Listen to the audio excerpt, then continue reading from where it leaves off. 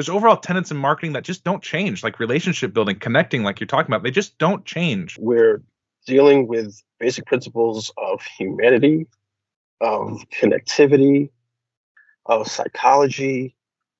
That's what we're doing, which is one, why I think our industry is so pervasive, and two, why we need to be really responsible with what we're doing. Welcome to Built to Scale, where we have real conversations with entrepreneurs just like you about what it takes to build a thriving business without sacrificing your personal life. My name is Craig Severinsen, and I help people make more money working with better clients while also working less. And now I'm sharing it all with you. Let's dive in. What is up, everybody? Episode 12, and I'm really excited about this. We are with my friend Gary J. Nix, and he runs a company called the Brandarchist. And what I really love about this subject, talking about branding, talk about finding your voice, is that this is how you kind of start putting your sales and your marketing on easy mode. So when we first start our businesses, it's this weird thing where we don't want to stand out because we're human, right? So we kind of typically, most people build kind of vanilla businesses. But as you gain more confidence and as your business grows, you start to understand that what sets you apart, what makes you uniquely you, and that is the essence of your brand voice. And as you do that, you start to stand out, you start to be different. And so that's what this conversation is all about with Gary, and I'm really excited to bring it to you. And there's three things that I want you to look out for. So number one, he talks about how you should treat your business like a skyscraper. So the example is, you want to go on a skyscraper. If it was built without a blueprint, well, your business needs a plan as well, right? And you need a brand strategy.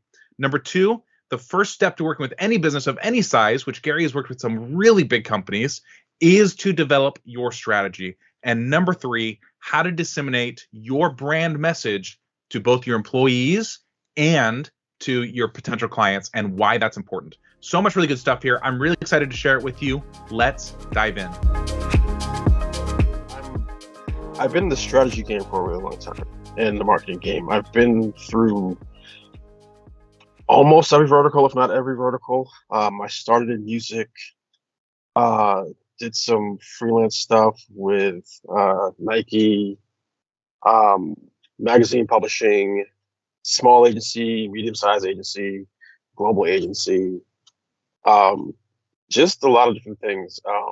But my bag is strategy. I'm a marketer by trade, but I know how important strategy is to marketing. Yeah. And being someone, who's old school, learning about the industry an entire century ago, strategy was super important then. And I don't think it gets the recognition that it should now, even though it is at least equally as important now as it always has been.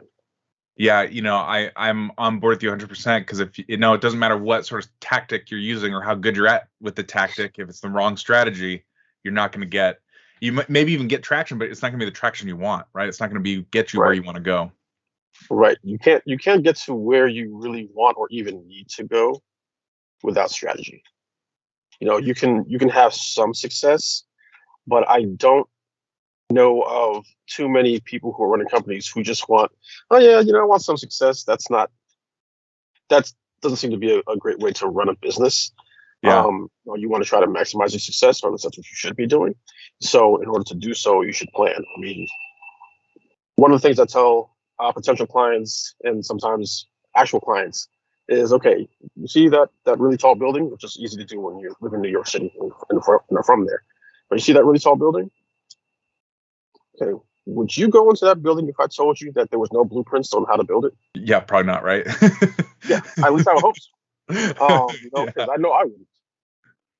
I'd like to know that this building was built in a safe, sound way, so that I am at least minimizing, the chance of it, of its integrity failing. So, you know what? Treat your business the same way. And I Make think sure that you have your plan in place, yeah, so that you can build off of it. And it's even easier to, if you need to shift, if you have a plan, what you're trying to do and not where you need to change. Yeah, and what's coming up for me while you're talking is it's like I think if you don't have a plan, which a lot of entrepreneurs, I mean, on the smaller end, they operate on just a purely tactical, what's the next thing level. And I think that that's a good way to stay mediocre, right? Like that's a good way to stay like just barely making ends meet. That's a good way to own your job because you're just constantly on that treadmill of clients come in, clients go out, and I got to get more, and I got to get more, and I got to make sure this tactic works. Versus when you take that step back and have a strategy in place, that's when you can start. And I think it goes beyond marketing too. Like, what's your strategy for managing your finances? What's your strategy for building team? What's your strategy for your business to actually grow? And that's how you transition from owning your job to running a business and being a CEO. Correct. And just to, I don't know if this is going to provide comfort for entrepreneurs or if they're going to find it disturbing, because I can see both sides of it. There are a lot of big businesses who run the same way, who just run a tactic. They're like, well, what do you need a strategy for? What? It's like, you should have an idea of where you need to go, maybe. Yeah. Some people or some companies who have a lot of money, they just continue to throw money at the problem. Yeah. And then they'll wonder, well, why were our profits harder to reach this year? Or why were they that good? Because you had no plan. Or why is our work culture awful? Why is everybody leaving? Because the way, that approach is a hustle mentality, which always leads to burnout. Like that hustle mentality will always lead to burnout, whether it's you or your team. Like it'll end in a bad way. Absolutely. So I think what's interesting to me about you and what I find really even inspiring is how big of companies you've worked with. You mentioned Nike, and on your website you've got like MasterCard and all these great places that you've worked with. How did you fall into, or maybe fall into is the wrong word. How did you start working with bigger companies? And what's the difference between working with like a really big company and like a medium-sized company or a small company even? For me, the one thing that I've tended to like about working with companies that are smaller is they in general have been more willing to listen. Like I've worked with big companies on my own. I've worked with big companies on the agency side of things, not my own agency, but working at places like RGA. And some of them are very willing to listen, some of them are not. And I've come to realize that it's really the people who you're working with that determine how that part of it goes. But in general, my initial approach is always the same. It's identify the problem, start identifying where they need to go, because everyone's going to ultimately say, well, we're trying to make more money. It's like, okay, that's not a good answer though, because that's the most obvious answer. So I think, and I've said this before, I think the marketing industry as a whole has not done a great job of explaining that when we say we're looking for a different answer, it's not that we don't respect the fact that you need to, or that you want to make more money. It's the fact that we know that it's not just as easy as saying, okay, you go and advertise and reach enough people and then you start making money. That's not how it works. Yeah. There are so many steps in between. And that's the stuff that we care more about, because without those in between steps, you cannot get to the maximization of the revenue you're looking to make. Right. Yeah, and there's no differentiation there. If you're worried about bottom line, period, as is 90% of your competition, your marketing messages, your offers, your everything is the same. And so it might have different colors and different flavors, but it's all essentially the same, which leads to this that's where marketing doesn't gain traction, right? That's where it's hard to get clients, versus if you can focus on that layer deeper beyond that, that's where differentiation starts to come in, and it's naturally so much easier to attract people. Right. And that's why when I talk about my consultancy, even though the trade area where it works is in marketing and advertising, it's why I always speak brand first. Yeah. Right. So it's, there's an adage out there that people do not buy products or services, they buy brands. And we see proof of this every single day. right? It's like, what is it that's making you buy from this company instead of this competitor company? Because they both have viable Yeah. solutions to the problem. What is it that's making you buy from one rather than the other? It's not feature set. Right. It's not. It's not. It's something different. And working with large electronics companies, that's when I already knew this, because working in the music industry will teach you a whole lot about people. Um, but it was really interesting to see in practice, being on the agency side, being at a quarterly business review for a client, meeting the client's marketing department for the first time, Mm-hmm. and us speaking the same exact language without ever having met each other, and trying to get this client to understand, if you want to go with objectivity, there's a lot of proof that you have the best product. That's fine. But that's not the question we're trying to answer. Yeah. The question we're trying to answer is why people are buying more of your competitor product. The deeper question we're trying to answer is, why aren't people even asking for your product? Yeah. Yeah. Yeah. So Right. how So you have something that's better than, means nothing. you're 100% right. That's worth repeating. Better than means nothing. It's all about differentiation. It's all about being different. It's about connection, really. It's not just Oh, about cool. being Yeah. different, because you can be different, but different might not work. It's about connecting with people, Mm. because in order to get the money that's in their pocket, you need to connect with them in a way that makes them want to reach into their pocket, and give you. That's a great point. So I think the majority of people that are going to be listening and watching this are probably at that stage where they are, either a solo pro getting ready to transition to a team, or they've got a small team. So these are like smaller, mid-sized businesses. What would you? I think for that level, it is sometimes hard to hear brand first. You know what I mean? Like they're so tactic oriented. So like how do you explain this, or is there a point where you start focusing on brand versus tactics, or like how does this play into somebody at that level? To me, I start with brand first all the time, every single time, Mm-hmm. because that's where the connectivity actually lives.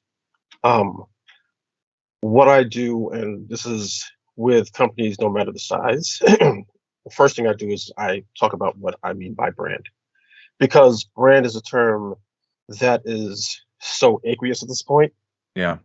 that the meaning of what it should be is not out there as it should be.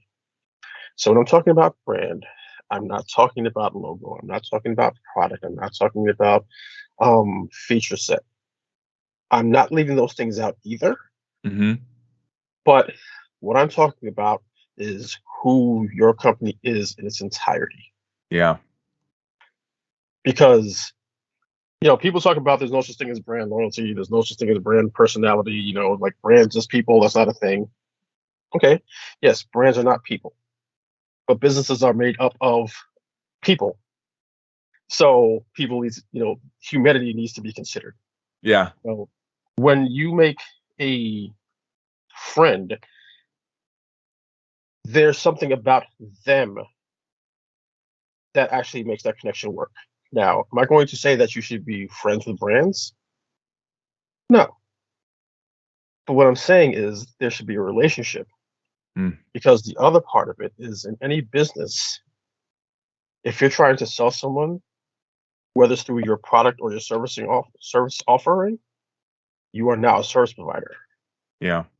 So whatever that you have to sell, in order to keep this this relationship and have a recurring customer, because you should not just want a one-time customer, even if the sales cycle for whatever it is, or the product cycle for whatever you have is long, you still want them to come back if they need something from you. There's this promissory relationship. Mm-hmm. You have to fulfill the needs of your customer. So that takes relationship building. Totally. So the reason you need to do this is because, and you need to start with this, is you need to know exactly who your company is, why they exist, what they're offering, how they speak, what they believe in. All of this stuff has to come through. And it's always been the case, but we see it more now because people can speak to each other. In terms of customers, they can speak to each other so much easier now. Yeah, totally. They can mobilize around an idea so much easier now, right? So it's important to understand branding from that standpoint, because that's the foundation of who your company is, what your product or service is, and the foundation of how you'll be able to connect with customers in order for your business to stay viable. Yeah, and I'm reading in a little bit to what you're saying, but it's two things are coming out to me. One is like it's almost like that inward exploration before the outward expression, because I think you're right. We think branding, lots of people, their brain immediately goes to what's the logo, what's the color scheme, what's the website look like. But it's like, I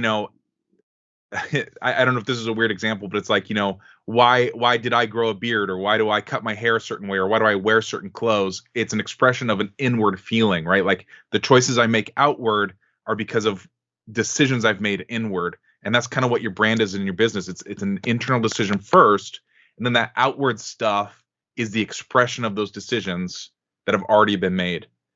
And then the other thing that's standing out to me is basically we're saying things get a whole bunch easier, and there's a whole bunch more impact, and I would say fun on that side, where you start saying, hey, it's not about necessarily the bottom line. That happens, increase revenue, increase clients, that happens. But it's really about expressing this brand, and it's really about expressing who we are and connecting with the people that resonate with that message. That's where it gets easier, it gets more fun, it gets more exciting. That's where it all lives. Mm-hmm. Yeah, because there's people say perception is reality all the time, and there's a lot of truth to that. So wouldn't you rather be clear so that the perception is matching what the reality, instead of just having people not understand you and come up with their own conclusion and maybe misunderstand to the point where, yes, they would actually be someone who would really enjoy your product, and maybe and possibly even really enjoy your brand, but because you weren't clear about it, they don't notice. Yeah. That growth that you're looking for. First of all, you can't get growth without recurring customers. You can't, because now it's just a revolving door, and you're just staying where you are in terms of revenue. Maybe some sort of pump if you reprice your product or service. But in order to grow, you need to have a foundation of customers, and then you get more and more and more. If people keep leaving, you can't get some more. Yeah, you can't outsell losing your customers. You have to have retention. The example I use is like a treadmill, right? Like every time you sell something, you're taking a step up. Retention, that treadmill's moving down. So you have to be able to outpace that treadmill through retention, and you can't get to the top of that without the retention piece. But we try so hard to just outsell it, but you got to have that retention piece. Absolutely. Yeah. So how we're basically talking about finding your voice in your business, finding your brand. How do you go about doing that? How do you go about helping someone find their voice, their unique, spot in the industry? One of the things I do is, first thing is I just talk to them about what it is that their company, how do they feel, what do they think their company stands for? What made them say, oh, this is what I want to build? What is your goal? What is it that you're trying to actually provide for a customer, and why is that meaningful? And I ask that to as many people as I can within the company, and I start from there. Because sometimes the issue is just that the communication is off from company to consumer. Mm-hmm. And that clarity is going to help it's going to help so much. It really is going to help us so much. There's another adage out there that says that the consumer determines what the brand actually is. Uh-huh. And there's some truth to that, but I think that too many people, when they hear something like that, they're like, okay, well, I guess we don't have any say in it. No, that's not true. No, you have absolute say. Uh-huh. The key is you want the correct amount of cosign Yeah, from there it is. Yeah, that's yeah, I found the same thing. It's a marriage of what one of the big things I do is market research with people's clients. So go and talk to them about their clients and what they're doing well and what they're not doing well, and that's what comes out in those interviews is you're putting a brand out there, whether you know it or not, and your clients gravitate towards a certain part of that brand. And so I think the trick here is finding here's what we stand for, and here's the subset of that really resonates with our clients. And there's that co-signing, right? There's that co-founding of like you're setting the agenda, you're putting yourself out there, and then you're also recognizing what are the parts that really resonate with your audience as well. And that's like finding that unique positioning in the marketplace. yeah. And then when because I also do market research. That's like I said, I learned marketing Yep. last Yeah. century. So there is no there's no marketing without research. But it's interesting how many times I've seen that when you speak to the people at the company, they are their goal is to provide exactly what a consumer is looking for, but they haven't said it. Yeah. It's like the consumer doesn't know that because they're not inside the company. They don't know. Yeah, totally. All you have to do is actually say it clearly, and then it'll start to make more sense. So here's a question for you. How do you get this is coming up for me because on one of those market research calls I was just talking about, I've started seeing a trend where I'm talking to mid-level employees and none of them know the goals. They don't know the bottom line. They don't know the purpose. They don't know any of that stuff. So how do you, and I think this is a challenge even for smaller business owners who don't have huge teams, to once you decide on your brand, once you decide on your positioning, how do you keep that consistent and how do you communicate that to your staff and to your customers? What advice would you give around that? I mean, that should be the first part of onboarding someone coming in new. Like, it's just as important, or I wouldn't say more, but it's just as important to make sure that your consumers know what your brand is, as it is for the people within the company to understand what the brand is. Because when you're inside a company, now you're a de facto brand ambassador. Yeah. Just that. So in order for communication to run smoothly, everyone has to understand what the brand is about, what it believes in, what its purpose is, what its vision is, what its mission is, all that stuff. They have to completely understand it. Everyone needs to be on the same page there. So there should be onboarding as soon as a new person comes in.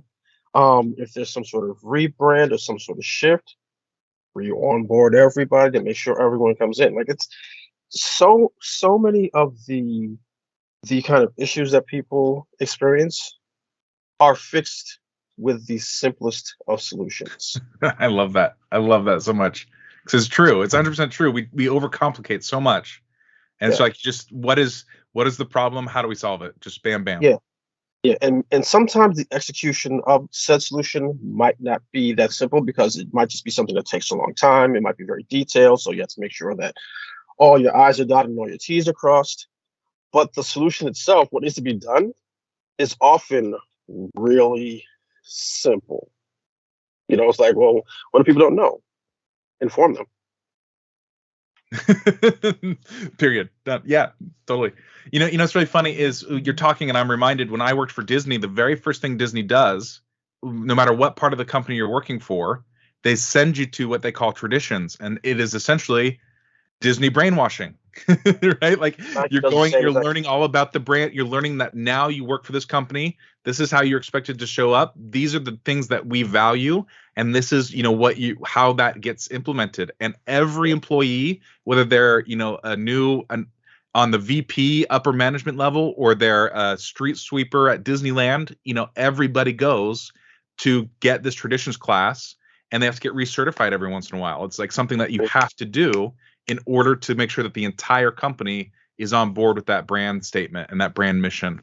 It's so again, like a really simple solution is just build it into your process. How do you onboard somebody? How do you communicate this? Well, you just tell them, right? Right.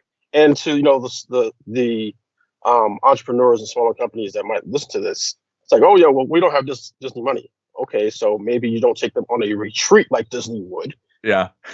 But you give them a booklet that explains things and be ready for questions. Like there's so many different levels on how you can do this. The amount of money that you make or money that you have is not an excuse, because if you don't do these things, it affects the money that the type of money that you're able to make. So you're worried about the money that's right there, that you're worried about spending right now. If you don't do it, you're not going to be able to make the money that you're looking to make, period. I love that. Love it. So let's switch gears just a little bit and talk about where are you headed with your business? Like what's up next to you? What are you working on? That sort of thing. I guess my thing is, for my business, I'm just looking to, one, teach more people about what branding actually is supposed to be. I think that more knowledge and more of an agreed widespread definition will help a bunch. So that we're all speaking the same language, at least in one area. Yeah. So when we use different terms, everyone knows what the term is, and we can get past that instead of trying to, figure out what that term means and what, that just takes time. So more education. Yeah. Can I dig into that a little bit before we move on? Because I want to know what would that mean to you to accomplish that? Like, why is that such a driver for you? There's so many. There's to me an immeasurable number of terms that everyone uses, but no one uses in the same way. And once again, clarity is important in terms of communication and connecting with people. So if you're not speaking the same language, it's harder to understand someone, right? So if you don't have the area where you can understand where people are coming from, whatever you need to do is going to take longer, because whether it's because you have to educate, which is the shortest version of it, or if you're saying the same words but meaning different things, and now things aren't going the right way, now you have to go backwards to figure out what's going on and what's the problem, and things are not going as well as they should be because there's a problem in there, and then all that stuff. So if we can all agree on certain terms, what they mean, we get rid of a lot of that stuff. Yeah.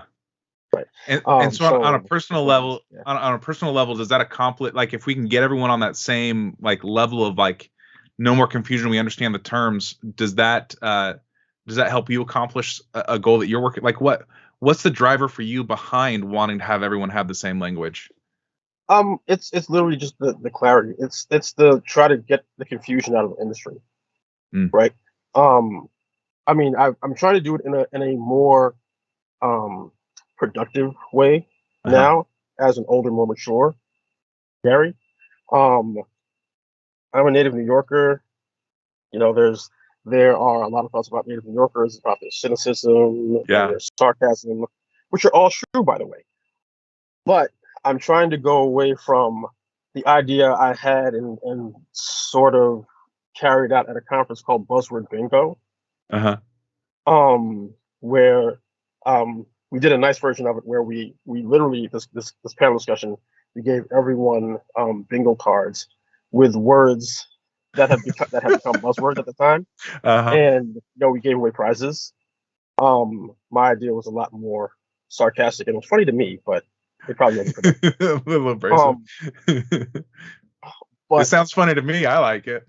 Yeah, but the buzzwords and like ultimately stripping any meaning from words in an industry where our job is literally to communicate. Yeah. That's not good. There is nothing good about that.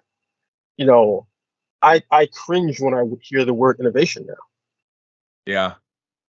Because it's usually not anything innovative at all.